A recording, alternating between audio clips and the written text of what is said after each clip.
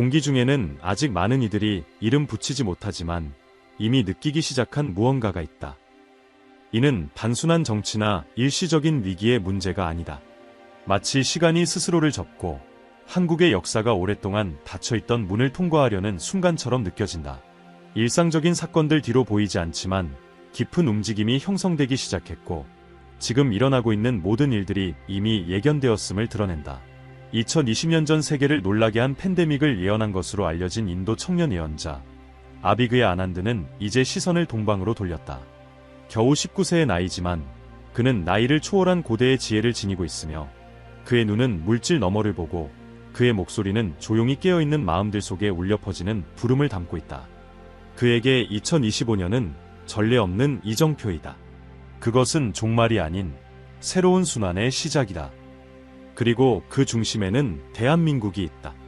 모든 것은 그가 첫 번째 물결이라 부르는 것에서 시작된다. 보이지 않지만 깊이 느껴지는 물결. 정치 붕괴의 물결이다. 권력은 더 이상 존중받지 않는다. 제도에 대한 신뢰는 손가락 사이로 빠져나가는 모래처럼 무너져 내린다. 견고했던 것이 부서지고 안정되었던 것이 흔들리기 시작한다. 그러나 이것은 끝이 아니다. 변화에 대한 부름이다. 힘에 위한 것이 아니라 깨어남에 위한 것이다. 아비그야는 세 가지 물결에 대해 말한다. 첫 번째는 정치적 충격. 두 번째는 경제적인 충격이다. 그러나 그것은 많은 이들이 알고 있는 결핍과는 다르다. 그는 자원이 존재하지만 차단된 시대를 예언한다. 부는 존재하되 순환되지 않는다. 풍요는 진열대에 있지만 많은 이들에게는 닿을 수 없는 것이다. 그것은 생산의 부족이 아니라 연결의 부족으로 인한 정체의 시간이다. 풍요의 에너지가 흐르지 못하고 멈춘 채로 갇히는 것이다. 세 번째 물결은 가장 깊은 충격이다. 사람들 사이의 조용한 심연, 감정적인 단절이다. 인간관계는 소리 없이 끊어지기 시작한다. 이웃은 낯선 이가 되고 부모와 자식은 서로를 모르는 사람처럼 느끼게 된다. 언어는 조각나기 시작한다. 같은 단어가 서로 다른 의미로 받아들여진다.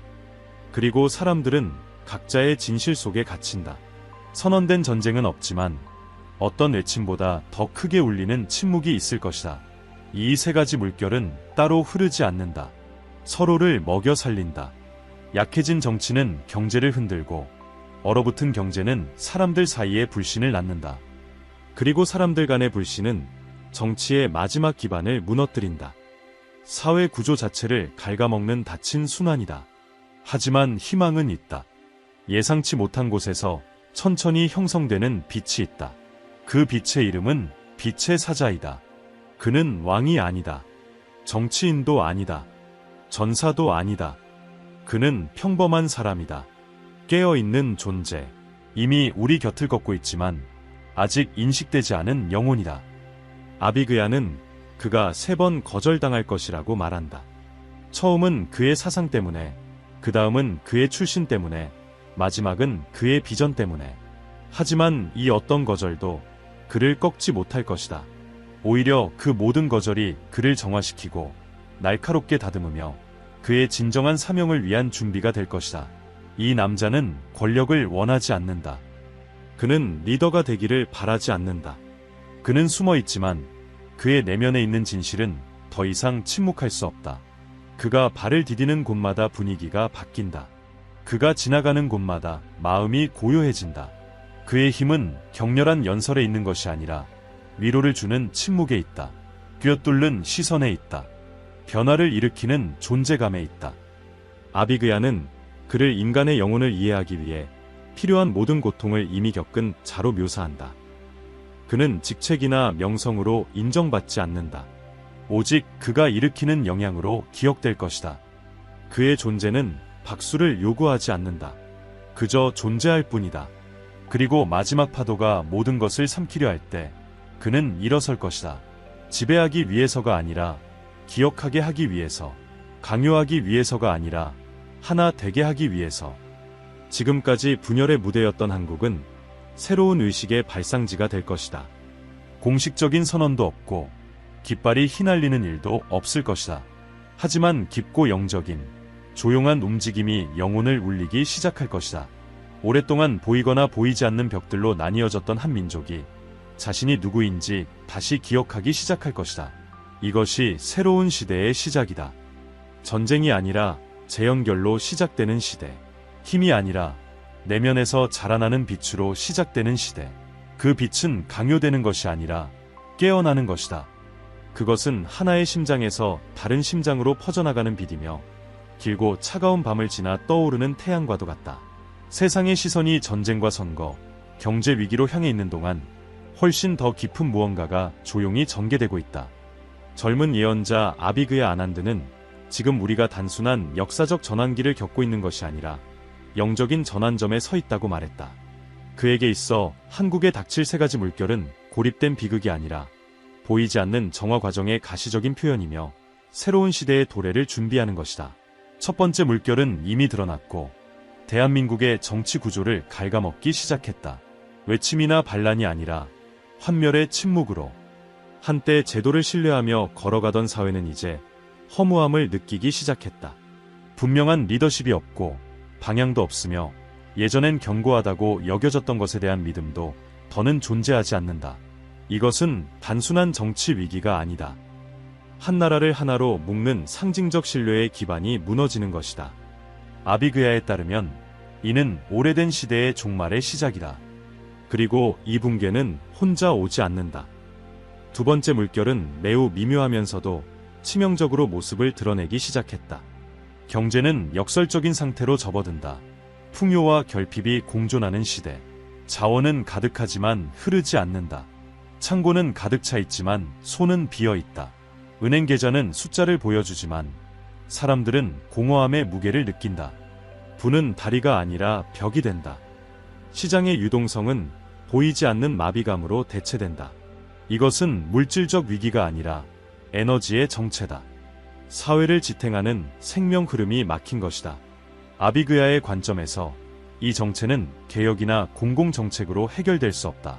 그것은 훨씬 더 깊은 문제의 반영이다. 사람들 간의 영적 단절, 공감의 상실, 신성으로부터의 이탈. 돈은 더 이상 교환의 상징이 아니라 분리의 상징이 된다. 그리고 순환이 끊기면 시간이 얼어붙고 주변 모든 것이 생명을 잃기 시작한다. 가장 고통스러운 세 번째 물결이 이제 다가오고 있다. 이 물결은 집을 무너뜨리거나 도시를 파괴하지 않는다. 그것은 사람들 사이에 보이지 않는 끈을 끊는다. 감정적 고립의 물결이다. 가족이 대화를 멈추는 순간, 친구가 낯선 이가 되는 순간, 각자가 침묵과 불신의 거품 속에 갇히는 시대. 같은 공간을 공유하지만 더는 감정을 나누지 않는 사회. 모든 말이 의심받고 모든 시선이 피하게 되며 사랑은 손 닿을 수 없는 곳으로 물러난다. 그 물결은 빠르게 다가오지 않는다. 그것은 기어오고 스며들고 서서히 퍼져간다. 그리고 깨달았을 때는 이미 너무 늦다. 그것은 한 번에 무너뜨리지 않는다. 조금씩 천천히 부식시킨다. 한쪽엔 의심이 생기고 다른 쪽엔 판단이 생긴다. 조용한 거리감이 퍼져나가면서 결국 모든 유대가 끊어지고 남는 것은 색도 없고 목소리도 없는 차가운 공허뿐이다. 많은 이들에게 이것은 끝처럼 보일 수 있다. 하지만 아비그야에게는 아니다. 그에 따르면 이 모든 사건은 버리거나 형벌이 아니라 고통스러운 탄생의 징후다. 영적 출산. 이 고통은 파괴의 신호가 아니라 탄생의 신호다. 그리고 그 탄생은 용기와 희생, 믿음을 요구한다. 그 과정 속에서 오래도록 기다려온 인물이 등장할 것이다. 바로 빛의 사자다. 그는 구원하러 오는 것이 아니다. 기억하게 하러 온다. 그의 존재는 기적이 아니다. 거울이다. 그는 강요하지 않는다. 그는 깨어나게 한다. 그리고 그의 힘은 그를 따르는 사람들의 수로 측정되지 않는다. 오히려 그의 존재가 만들어내는 변화의 깊이로 평가된다. 예언에 따르면 그는 3번 거절당했다. 처음은 그의 비전을 이해하지 못한 이들에 의해, 그 다음은 그의 차이를 두려워한 이들에 의해, 마지막은 그의 목소리를 침묵시키려 했던 이들에 의해. 그러나 그는 분노로 대응하지 않았다. 그는 침묵했다. 그리고 그 침묵 속에서 그는 성장했다. 거절은 그를 상처 입히지 않았다. 오히려 준비시켰다. 그의 영혼을 정죄하고 마침내 왜곡 없이 빛을 반사할 수 있는 수정처럼 맑게 다듬었다. 그는 사원에서 온 것도 아니고 대학에서 배출된 것도 아니다. 그는 어떤 칭호도 신성한 옷도 지니지 않는다. 그의 몸은 평범하고 목소리는 잔잔하다. 그러나 그의 눈은 대부분이 감당하기 어려운 깊이를 담고 있다. 그는 말을 아끼지만 그의 말 하나하나가 시간을 뚫고 들어온다. 그는 천천히 걷지만 그의 발걸음이 닿는 곳마다 땅이 꽃을 피운다. 그의 존재만으로 충분하다. 그리고 세 가지 물결이 위기의 정점에서 충돌할 때 그는 드러날 것이다. 그가 스스로를 드러내기 때문이 아니라 영혼들이 그를 알아보기 때문일 것이다. 눈으로가 아니라 마음으로. 예언을 한 번도 들은 적 없는 사람들조차 그 앞에서 설명할 수 없는 무언가를 느끼게 될 것이다. 잊혀진 기억, 한 번도 경험하지 못했지만 그리운 무언가, 조용한 확신. 젊은 예언자 아비그의 아난드에 따르면 지금 지평선 너머에 있는 사건들은 한국의 운명을, 더 나아가 전 세계의 흐름을 완전히 바꿀 수 있다. 그의 비전 속에 나타난 세 가지 물결은 절대적인 예언이 아니라 이미 일상 속의 작은 신호들로 모습을 드러내기 시작한 현실적인 가능성들이다. 이 물결들은 끝이 아니라 훨씬 더 거대한 것의 시작이며 새로운 의식으로 이끄는 전환의 과정일 것이다. 아비그야는 첫 번째 물결이 정치적 붕괴로 나타날 것이라 말했다. 특정한 사건이 아니라 국민과 지도자 사이의 신뢰가 서서히 무너지는 형태로. 얼굴은 있지만 진정한 권위는 없는 상태. 권력의 외형은 남아있을지라도 존중과 정당성의 실질은 이미 쇠퇴 중일 것이다. 그의 말에 따르면 이 첫 번째 물결은 한 국가를 지탱하는 기반인 상호 신뢰의 조용한 붕괴다. 두 번째 물결은 그 다음으로 닥칠 수 있는 경제적 붕괴로 일반적인 형태와는 다른 성격을 지닌다.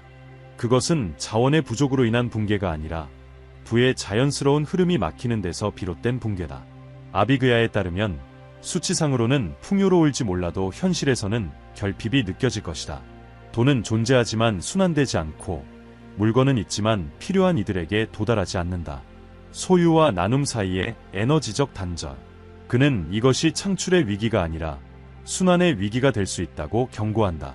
그리고 마지막으로 아비그야는 세 번째 물결을 묘사했다. 이는 가장 미묘하지만 어쩌면 가장 치명적인 파도일 수 있다. 감정적 고립의 물결. 기술과 네트워크로 연결되어 있음에도 실제 인간적 유대는 점점 사라지는 사회. 부모와 자식, 이웃, 형제 사이에 보이지 않는 벽이 생긴다. 그의 말에 따르면 이 조용한 거리감은 사회의 근간을 무너뜨릴 수 있는 깊은 해체로 이어질 수 있다. 각자가 자신의 진실 속에 갇혀 더 이상 듣지 않고 더 이상 공감하지 않는다. 이 세 가지 물결은 서로 독립적인 것이 아니다. 예언자에 따르면 이들은 서로 연결되어 있으며 서로를 먹여 살린다. 정치의 붕괴는 경제적 불안을 일으키고 경제적 불안은 사람들 사이에 불신을 키운다. 그리고 사회적 불신은 다시 제도와 권위에 대한 불신으로 되돌아온다. 이는 대한민국을 눈에 보이지 않지만 영혼으로 느껴지는 어둠 속으로 빠뜨릴 수 있는 악순환이다. 하지만 아비그야는 이 잠재적 폭풍 속에서도 떠오를 수 있는 무언가에 대해 말했다. 그는 상징적인 표현으로 빛의 사자라 불리는 존재의 등장을 묘사했다. 그가 누구인지, 이미 우리 곁에 있는지 여부는 단정할 수 없지만 그의 형상은 명상 중 떠오른 비전 속에서 피로와 소진의 끝자락에 선 민족에게 주어진 영적 해답으로 나타났다. 그는 곧바로 인식되지 않을 것이다. 오히려 3번 거절당할 수 있다고 한다. 그의 단순함 때문일 수도 있고 사상 때문일 수도 있고 출신 때문일 수도 있다. 그러나 이 거절은 그를 사명에서 멀어지게 하는 것이 아니라 오히려 정화의 과정이 된다. 예언자는 이 시기를 침묵 속에서 성숙하는 참된 인도자의 실현의 시기라고 묘사한다. 빛의 사자는 권력이나 영광을 입고 나타나지 않는다. 그는 영웅도 아니고 통치자도 아니다. 예언에 따르면 그는 평범한 사람, 우리 중 하나일 것이다. 그의 힘은 말에서 오는 것이 아니라 진동에서 온다. 그가 진정으로 나타난다면 아무 말 없이도 사람들에게 영향을 미칠 수 있는 존재가 될 것이다. 요구하지 않고도 마음을 평온하게 하고 지배하지 않고도 변화를 이끄는 존재. 아비그야는 어느 명상 중 강력한 장면을 보았다고 전했다. 안개로 덮인 들판, 텅 빈 고요한 공간. 그 중심에 한 남성이 조용히 서 있다. 어떤 권위의 상징도 왕관도 없다. 단지 그의 가슴에서 퍼져나오는 빛이 있었다. 처음엔 그 주변을, 다음은 들판 전체를, 그리고 마침내 하늘까지. 그는 이 이미지를 문자 그대로가 아닌 위기의 가장 어두운 순간에 태어날 수 있는 새로운 의식의 상징으로 설명했다. 이 비전이 사실이라면 한국은 다가오는 도전을 단순히 극복하는 것을 넘어 영적 변혁의 중심지가 될 수 있다. 전통적인 의미의 강대국이 아닌 새로운 의식의 등불로 자비, 연대, 존중, 그리고 물질과 정신의 균형과 같은 새로운 가치들이 꼽힐 수 있는 곳으로. 예언자에 따르면 이 새로운 시대는 어떤 법령이나 전쟁에 의해 강제로 시작되지 않는다. 그것은 보이지 않는 방식으로 시작될 수 있다. 무언가가 바뀌어야 한다는 집단적인 감각, 타인을 바라보는 새로운 시선, 전통이라는 굳은 틀로서가 아니라 영혼과 다시 연결되는 무시간의 진리로서의 고대 지혜로의 회기. 젊은 예언자는 그의 가장 깊은 명상 중 하나에서 불안하면서도 깊은 의미를 담은 이미지를 보았다고 전했다. 의식이 확장된 상태에서 한국의 하늘은 우주적 폭풍을 예고하듯 어두워졌다. 그러나 그것은 보통의 폭풍이 아니었다. 지평선을 뒤덮은 붉은 구름은 번개를 동반하지 않았고 대신 무거운 침묵을 안겨주었다. 도시 전체가 멈춘 듯한 정적. 아무런 움직임도 없고 거리에는 사람이 없으며 건물들은 정지해 있었다. 마치 시간이 숨을 멈춘 듯했다. 이 정지된 풍경의 중심에 한 인물이 서 있었다. 혼자서 강렬한 흰빛에 쌓여. 그 빛은 육안으로 보이는 것이 아니라 진동하는 에너지 장처럼 퍼져나가며 건물과 그림자 하나하나를 감쌌다. 그는 특별한 옷을 입지 않았고 특별한 외모를 지닌 것도 아니었다. 그러나 그의 존재에서 발산되는 것은 인간의 언어로는 설명할 수 없는 어떤 것이었다. 이 아직 현실에 나타나지 않은 이미지는 위기의 가장 깊은 곳에서 탄생할 수 있는 조용하고 변화를 일으키는 깨어있는 의식의 상징이라고 한다. 이 비전은 더욱 인상적인 장면으로 이어졌다. 한반도의 지도가 점점 확장되기 시작했다. 아주 천천히 유기체처럼 살아 움직이듯 북과 남을 가르는 선은 폭발도 선언도 없이 사라졌다. 마치 처음부터 존재하지 않았던 것처럼. 간도와 연변과 같은 국경 너머의 지역들 또한 조용히 통합되기 시작했고 마치 보이지 않는 빛의 실이 옛 상처들을 꿰매듯 영적인 그물망이 이어지기 시작했다. 아비그야는 이 확장이 정치적이거나 군사적인 것이 아니라고 말한다. 그것은 에너지적이고 문화적이며 영적인 현상이다. 고통과 전쟁, 세월에 의해 찢겨나간 것이 이제는 마음의 재연결을 통해 다시 하나로 모일 수 있는 공명장의 형성. 이는 제국이나 지배의 개념이 아니라 새로운 진동이 자연스럽게 퍼져나가는 것, 평화와 지혜, 그리고 물질과 정신 사이의 균형에서 오는 진동. 그것이 한 나라 전체가 깨어나기 시작할 때 일어날 수 있는 현상이다. 그리고 마침내 수도의 하늘이 열린다. 두껍게 덮인 구름이 베일처럼 걷히고 오래된 진실 앞에서 하나씩 사라진다. 태양의 빛은 이전과는 다른 강도로 내려온다. 그것은 몸만을 밝히는 빛이 아니라 영혼을 따뜻하게 하는 빛이다. 아비그야에 따르면 이 빛은 정화가 최고조에 이르렀다는 상징이다. 외적인 사건이 아닌 내적인 신호, 혼란의 종말, 의심의 종말, 내면의 명료함으로의 회기. 같은 순간 그는 사람들의 얼굴을 보았다고 한다. 고통과 공포로 굳어있던 얼굴들. 그러나 이제는 부드러워진 얼굴들. 마치 오랜 악몽에서 깨어난 사람들처럼. 그들의 눈빛은 다시 빛나기 시작했고 그것은 열광이 아닌 평온한 빛이었다. 그리고 그들 사이에서 공통된 하나의 감정이 태어났다. 소속감. 모두가 마침내 자신들이 분리된 존재가 아니었다는 것을 이해한 듯했다. 언제나 더 큰 무언가의 일부였다는 것을. 한국은 단순한 땅이 아니라 하나의 집단적 영혼 살아있고 고동치며 신성한 존재라는 것을. 예언의 두 번째 결정적 순간은 대담한 제안을 담고 있다. 한국이 새로운 문명의 발상지가 될 가능성이다. 그것은 차가운 기술이나 무분별한 성장에 기반한 문명이 아니다. 물질적 진보와 영적 깊이를 하나로 통합하는 새로운 형태의 문명. 전통과 혁신이 나란히 걷고 존재에 대한 배려가 소유에 대한 통제보다 더 중요한 세상. 세계를 위한 새로운 모델이다. 예언자에 따르면 이 새로운 시대에는 인공지능 기술자들에게 고대의 지혜를 전하는 스님들이 존재할 수 있다. 아이들이 수학보다 먼저 명상을 배우는 시대. 콘크리트로 뒤덮인 공간이 정원으로 변하고 분주함 대신 침묵이 흐르고 경쟁 대신 협력이 이루어지는 사회. 새로운 질서는 강요하지 않고 초대한다.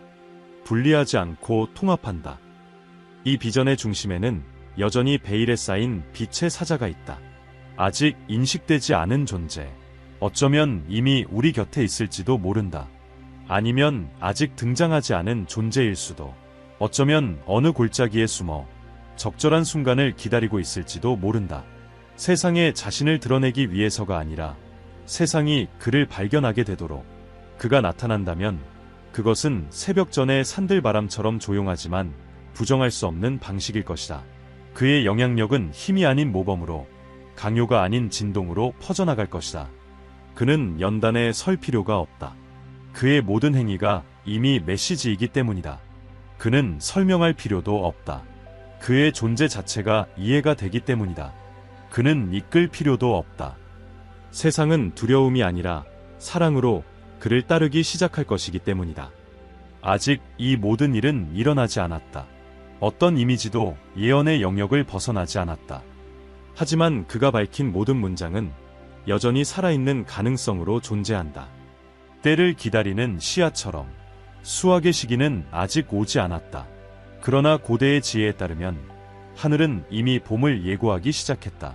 이것이 두 번째 결정적 순간이다. 사건의 폭발이 아니라 하나의 가능성 있는 길이 드러나는 순간.